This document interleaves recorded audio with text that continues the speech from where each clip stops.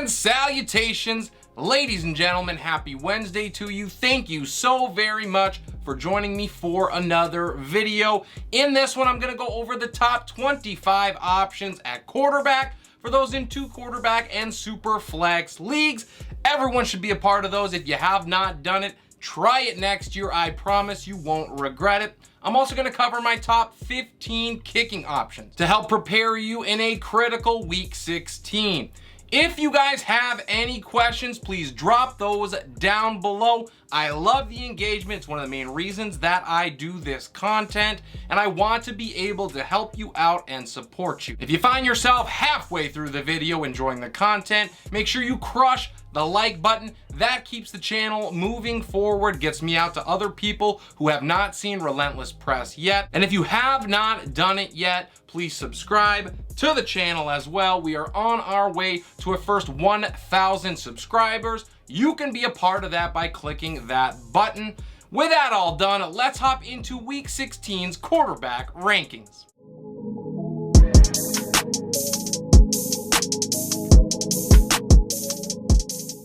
At number 1, I have Josh Allen, who traveled to Chicago to take on the Bears. He had one of the best games that he's had all season long, exactly when owners needed it most, tossing 4 touchdown passes. He also rushed for 77 yards in less than ideal conditions against the Dolphins. Chicago has given up the 7th most passing yards over the last 3 weeks, and they will have no answers for Allen.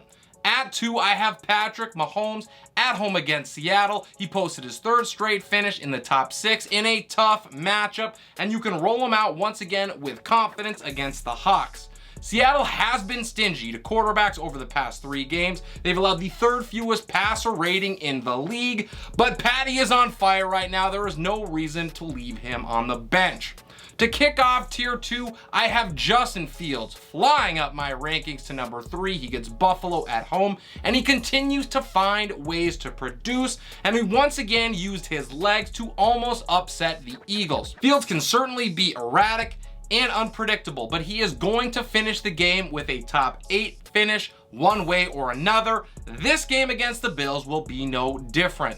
In at 4, I have Jalen Hurts traveling to Dallas. Now, this is being recorded late on Tuesday night. As of the recording, there is a shot that Hurts is going to play, although I will say probably not a very big one. He is a big question mark, but if he's healthy, he has to be locked into lineups. Hurts has been a top 2 quarterback in 4 straight games.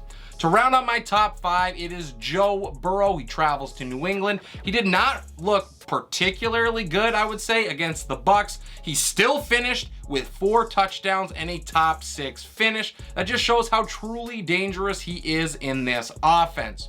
The Patriots have been tough to the position all year long. They're allowing bottom 5 numbers as far as passer rating is concerned, but I think since he has too many weapons and they overwhelm the Patriots in Foxborough.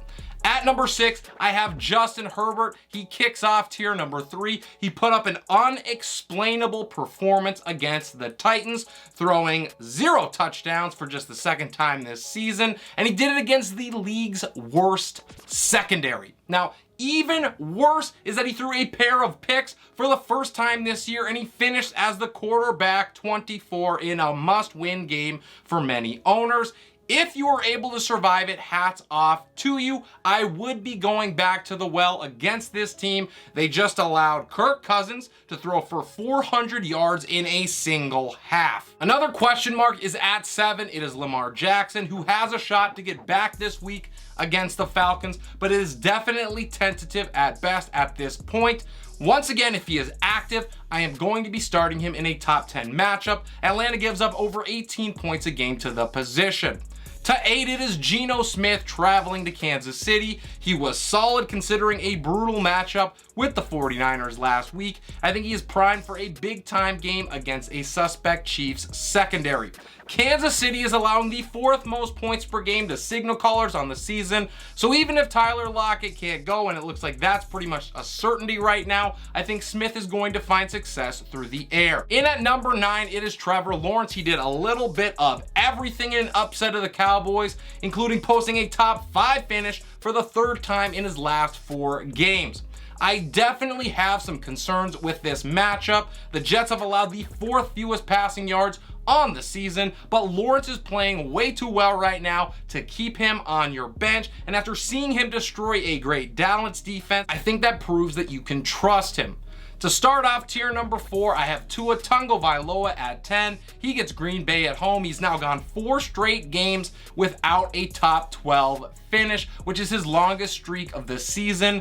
Green Bay in this matchup is solid on paper, but they have fallen off over the last 3 games. They've allowed the 3rd best passer rating to quarterbacks in that span. In win now mode, I think that Tua rebounds, rises to the occasion, and puts up solid numbers for Miami. At 11 is Captain Kirk Cousins. He was hot garbage in the first half against the Colts, but then he allowed Kirko Chains to come out in the second half and absolutely dominate. The end result was legendary. 460 passing yards, 4 touchdowns, and the overall quarterback 3 finish. The Giants do not have the personnel to match up with the weapons that the Vikings are bringing at them, so I expect another excellent performance for Kirk. My last quarterback one in week 16 is Tom Brady. Traveling to Arizona, he has not posted back-to-back QB1 performances since back in weeks 4 and 5, but I believe he can get there against a Cardinals team that's allowing over 19 points a game to the position. That is 8th most in the NFL. If you do not trust him, I can't really blame you, but buy the volume here anyways. Brady is averaging nearly 50 passes per game over the last 4. Aaron Rodgers is my lucky number 13. He gets the Miami Dolphins on the road, and he finds himself closer to quarterback 1 range than he has been in a very long time. It is all because of this awesome matchup with Miami. The Dolphins just got absolutely plastered by Josh Allen, and they're allowing the 2nd most points per game to passers on the season at over 21 per game.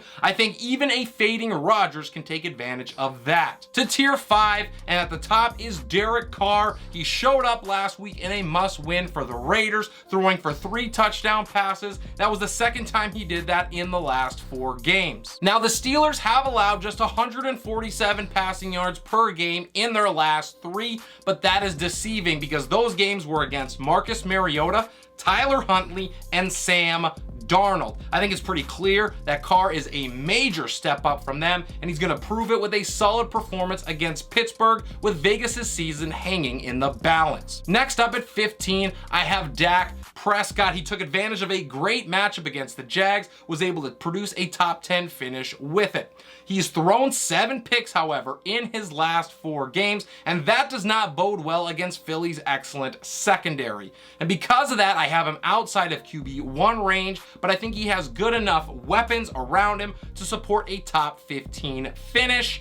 I do not love his ceiling, but the floor should be all right. To tier 6, Jared Goff leads it off. He predictably struggled against a really tough Jets team, and it gives me pause in this one against the Panthers. Carolina has allowed just 178 passing yards per game in their last 3. That ranks 6th best in the NFL, and though the Lions are as hot as any team in the NFL, we need to temper our expectations here.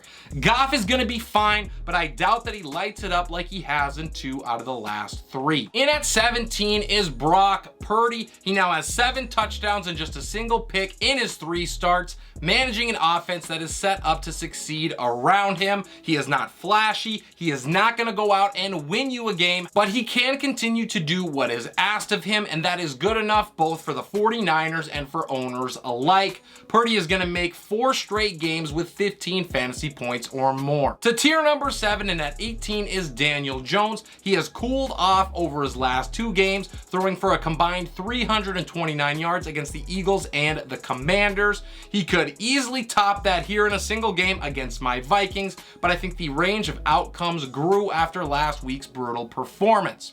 Jones has boom or bust written all over him, so if you are feeling it, roll him out there. Just know his floor could hurt you. To 19, and it is Deshaun Watson, who whiffed on a plus matchup against the Ravens, failing to finish inside of the top 20. I think he is able to do that here, but just barely against the Saints team that is allowing 195 yards through the air, which is 7th best in the league. If you took my advice and you started him last week, I apologize. way off on that one. Watson is a QB2 until he proves otherwise, and that might be all the way in 2023. In at number 20, I have Sam Darnold at home against Detroit. He's finished at this ranking or better in 3 straight games, and there's no reason to think he is going to go backwards in the best possible matchup you can ask for. The Lions give up 24 points a game to signal callers. I don't think there's much of a ceiling here for Darnold, or he would be higher, but he is about as safe as a quarterback 2 option as you can get right now, and if you want a solid floor, Sam will deliver. To 21, and it is Zach Wilson at home against Jacksonville. He probably is going to get another opportunity this week. It looks like Mike White is not going to be cleared, and he lit up the Lions last week for over 300 yards and posted a top 10 finish. So believe it or not, Wilson offers top 5 upside in this matchup. We have seen his floor be pretty ugly, but Wilson also has 3 quarterback 1 finishes in his 8 starts this season. Playing him may not be for the faint of heart, but if you are looking for a Hail Mary at the position, he is your best bet. To 22, and at the top of tier number 8 sits Russell Wilson. He did post the overall QB3 finish in week 14 before he had to leave with that concussion, finally flashing the upside that he was drafted for. Now, it is probably too little, too late, but the Rams are allowing nearly 270 passing yards per game in their last 3. That is 6th most in the NFL. At 23, I have Kenny Pickett. Looks like he is going to be the guy for the Steelers this week. He makes the cut because of a top 7 matchup with the Raiders. Vegas has given up nearly 20 points per game to the position, so if Pickett is clear to play, he is a decent dart throw. He also has top 20 finishes in 3 out of his last 5 games, so you can have some confidence that he won't absolutely kill you. Into my last tier, in tier 9, is Matt Ryan at 24. He made me look absolutely silly last week. He fell flat on his face in a plus matchup against my Vikings. He threw for just 182 yards and a single score. The Chargers are giving up only 178 passing yards per in their last 3 games, and if Ryan can barely best that number against Minnesota, there is 0 chance that he lights up the Chargers. My last quarterback is Andy Dalton in at 25. He was anything but pretty against the Falcons, but he still was able to conjure up the QB 16 finish on the week with his pair of scores. But I do not think he is so lucky here, because Cleveland has held passers to a 64 quarterback rating over the last 3 weeks. That is the best mark in the league. A couple of quarterbacks that just missed the cut include Taylor Heineke traveling to San Francisco, Ryan Tannehill at home against Houston, and Mac Jones gets the Bengals. Great time to remind you guys, before we get into kickers, crush that like button if you are enjoying the content. Subscribe to the channel to make sure you don't miss anything. Now let's get into my kickers.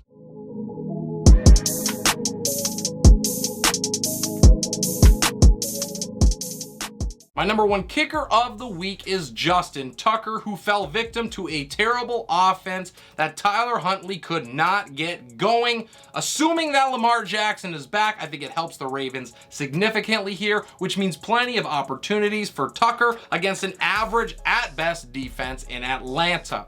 At number 2 is Tyler Bass. He travels to Chicago. And my 3rd ranked kicker is Daniel Carlson. He's on the road against Pittsburgh. To the start of tier 2, it is Evan McPherson on the road against New England. And at 5, I have Jake Elliott in that matchup on the road with Dallas. My 6th ranked kicker is Cameron Dicker on the road against Indianapolis. And at 7, I have Graham Gano traveling to Minnesota. Nobody gives more points to the position than my Vikings to give up over 11 per game. Gano is also coming off a top 5 performance where he put up 2 50-yard field goals in a win against the Commanders.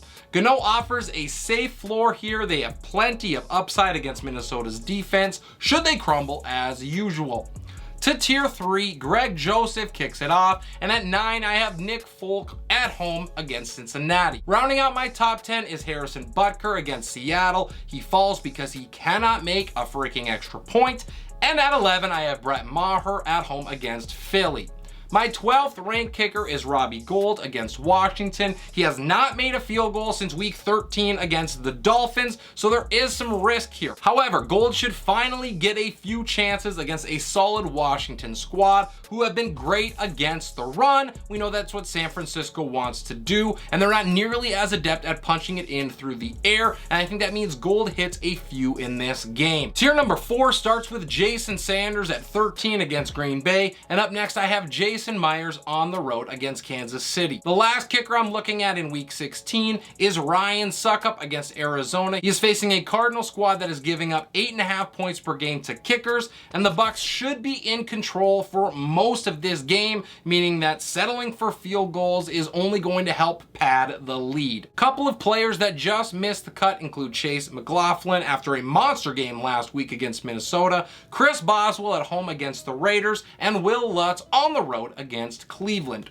And that is all I got for you guys for the video today. Let me know what you thought about my rankings and drop your questions and your comments down below. The fantasy playoffs are upon us. I want to do everything in my power to help you guys out, to go after those dubs and push for a championship. If you haven't been here before, Relentless Press drops content Monday to Saturday. I'm doing over 10 videos every single week, so make sure that you subscribe to the channel. That way you won't miss a thing. We have early games this week. They're going on Saturday, so keep an eye out for my ranking shorts. I'm going to either get them out on Friday night, that is the plan right now, or push them in early Saturday morning before the games start to try to help you guys out with them. This is Relentless Press. I am your host, Abraham Opatz, and I will see you next time.